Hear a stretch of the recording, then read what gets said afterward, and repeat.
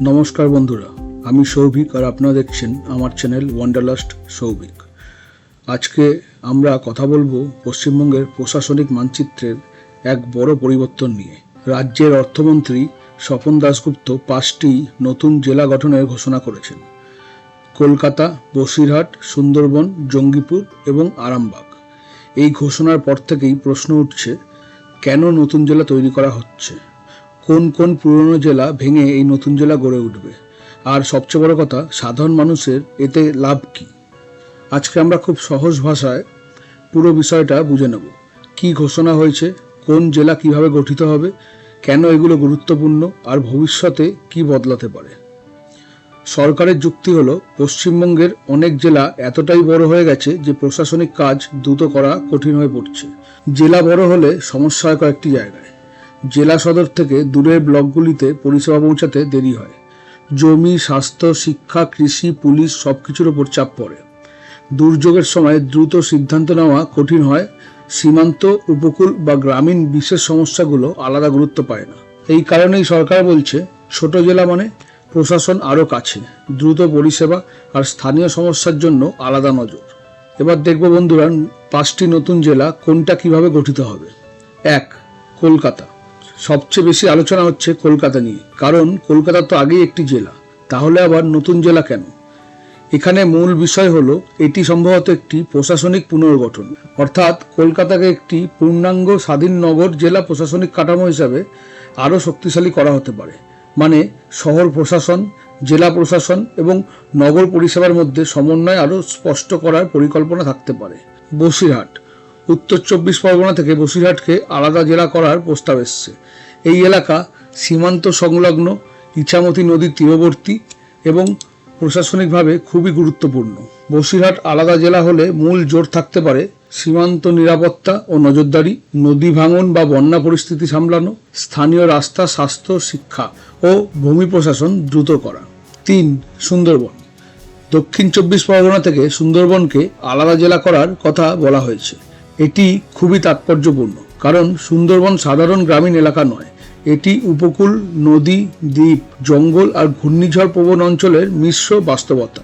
সুন্দরবন আলাদা হলে গুরুত্ব পেতে পারে ঘূর্ণিঝড় ও দুর্যোগ মোকাবিলা, ম্যানগ্রোভ ও পরিবেশ সুরক্ষা, দ্বীপাঞ্চলে স্বাস্থ্য ও রেশন পরিষেবা, নদীবাঁধ, ফেরি, যোগাযোগ ও উপকূলীয় প্রশাসন। 4. জঙ্গিপুর। মুর্শিদাবাদ থেকে জঙ্গিপুরকে আলাদা জেলা করা হলে মুর্শিদাবাদের বিশাল প্রশাসনিক চাপ কিছুটা কমবে।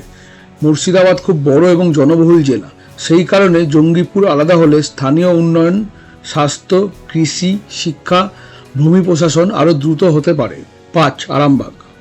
হুগলি থেকে আরামবাগকে আলাদা জেলা করার পরিকল্পনা হয়েছে। আরামবাগ মূলত গ্রামীণ ও কৃষি নির্ভর এলাকা, তাই এখানে আলাদা জেলা হলে কৃষি, সেচ, গ্রামীণ রাস্তা, পঞ্চায়েত পরিষেবা এবং স্থানীয় সরকারি কাজের ওপর বেশি জোর দেওয়া সম্ভব হতে পারে। এবার প্রশ্ন, এই 5টি অঞ্চলকেই কেন বেছে নেওয়া হলো? কলকাতা পশ্চিমবঙ্গের রাজধানী, প্রশাসনিক ও অর্থনৈতিক কেন্দ্র। এখানে শহরের সমস্যা, ট্রাফিক, স্বাস্থ্য, পুর পরিষেবা, নগর পরিকল্পনা সবকিছু আলাদা গুরুত্ব দাবি করে। তাই কলকাতাকে আরও স্পষ্ট জেলা কাঠামোয় আনা হলে শহর প্রশাসন আরও শক্তিশালী হতে পারে। বসিরহাট। বসিরহাট সীমান্ত এলাকা, এখানে নিরাপত্তা, অনুপ্রবেশ, নদী সংক্রান্ত সমস্যা এবং স্থানীয় উন্নয়ন সবকিছু একসঙ্গে গুরুত্বপূর্ণ। সুন্দরবন। সুন্দরবনকে আলাদা জেলা করার যুক্তি সবচেয়ে শক্তিশালী, কারণ এটি একই সঙ্গে পরিবেশগতভাবে স্পর্শকাতর এবং দুর্যোগপ্রবণ এলাকা। জঙ্গিপুর। মুর্শিদাবাদের মতো বড় জেলার মধ্যে জঙ্গিপুরকে আলাদা করলে প্রশাসনের চাপ ভাগ হবে। এর ফলে স্থানীয় মানুষ জেলা পরিষেবা দ্রুত পেতে পারে। আরামবাগ।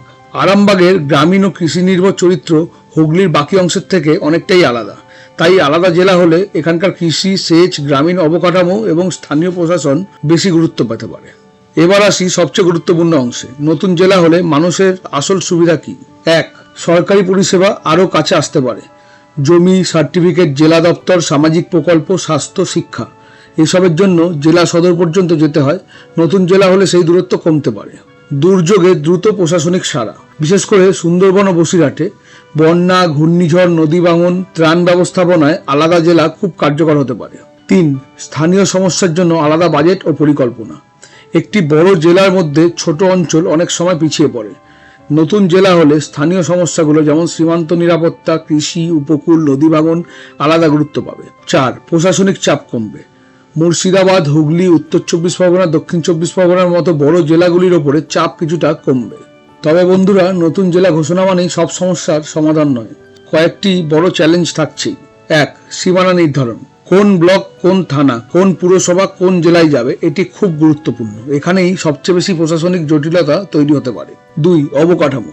একটি জেলা তৈরি মানে শুধু নাম নয়, দরকার হবে জেলা শাসকের দপ্তর, পুলিশ প্রশাসন, ভূমি ও রাজস্ব অফিস, স্বাস্থ্য, শিক্ষা, কৃষি দপ্তর, কর্মী ও সরকারি ভবন। অর্থাৎ নতুন জেলা মানে বড় আর্থিক ব্যয়। 3. বাস্তব কাজ কত দ্রুত হবে। ঘোষণা করা সহজ, কিন্তু বাস্তবে জেলা চালু করতে সময় লাগে। মানুষের আসল সুবিধা তখনই হবে যখন নতুন জেলা শুধু কাগজে নয়, মাঠেও কাজ করবে।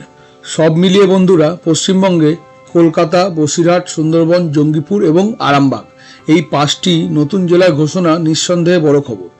এটি শুধু প্রশাসনিক মানচিত্র বদলের বিষয় নয়, বরং ভবিষ্যতে রাজ্যের শাসন ব্যবস্থা, উন্নয়ন এবং স্থানীয় পরিষেবার ধরন বদলে দিতে পারে।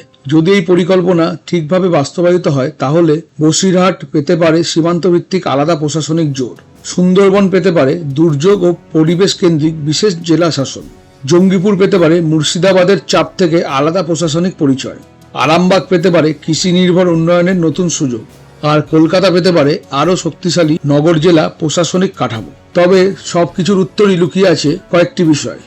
সরকার কবে চূড়ান্ত নোটিফিকেশন দেয়, সীমানা ও জেলা সদর কিভাবে নির্ধারণ করা হয়, এবং সাধারণ মানুষ বাস্তবে কতটা দ্রুত পরিষেবা পান। আপনার কি মত? সুন্দরবন, বসিরহাট, জঙ্গিপুর, আরামবাগ এই নতুন জেলা গঠন কি পশ্চিমবঙ্গের জন্য ভালো সিদ্ধান্ত? আর কলকাতাকে পূর্ণাঙ্গ স্বাধীন জেলা প্রশাসনিক কাঠামোয় আনা, এটা কি সময়ের দাবি?